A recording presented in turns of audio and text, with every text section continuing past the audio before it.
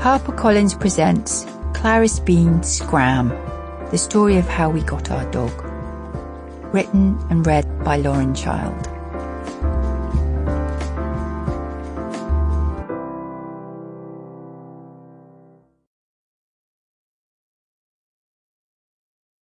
For Tricia, of course.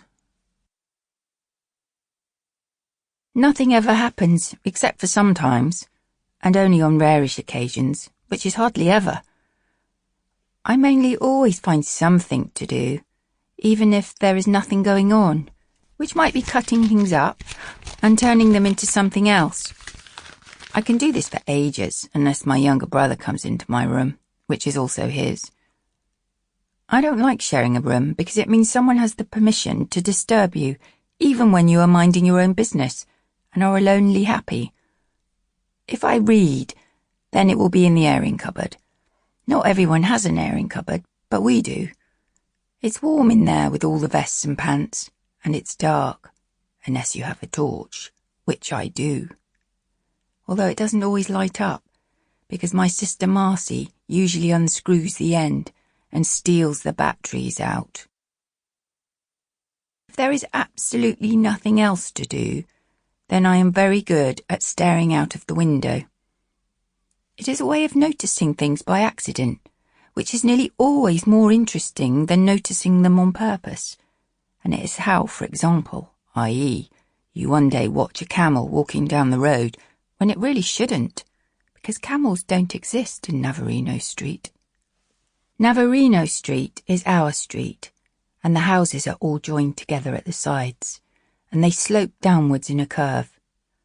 7 of us live in our house, and one of us is Grandad, who has a room on the flat, because he can be wobbly on the stairs.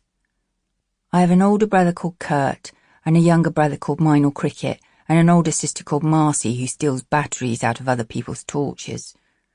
Other than that, my family is my mum, and my dad, and me, Clarice Bean. We have a cat sometimes, but he spends a lot of the day eating food at other people's houses and cannot be relied on to be a pet when you need him. Luckily our cat Fuzzy does not eat birds, or he would have to move out for always, because you see Grandad is very attached to birds and does not like them being eaten by cats. Grandad has his own bird who is a canary called Chirp. Chirp is one of Grandad's best friends.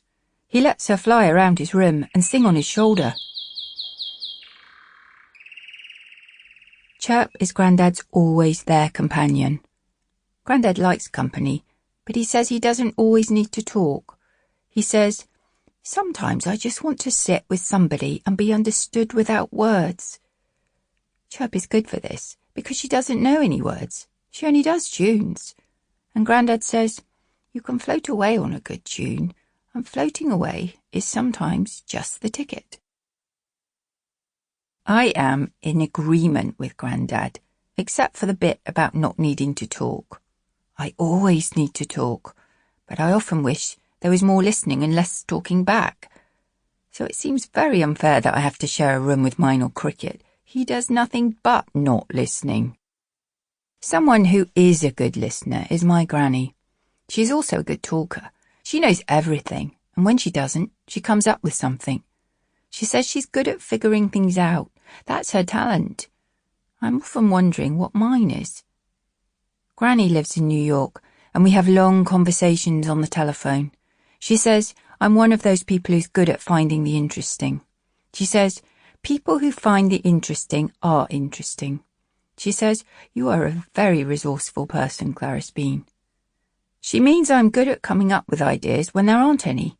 So maybe that is my talent. But there are some times when even I can't turn the nothing into more than it is. I hate the nothing days. When the day feels nothingy, I tend to lie on the floor and wish I wasn't lying on the floor.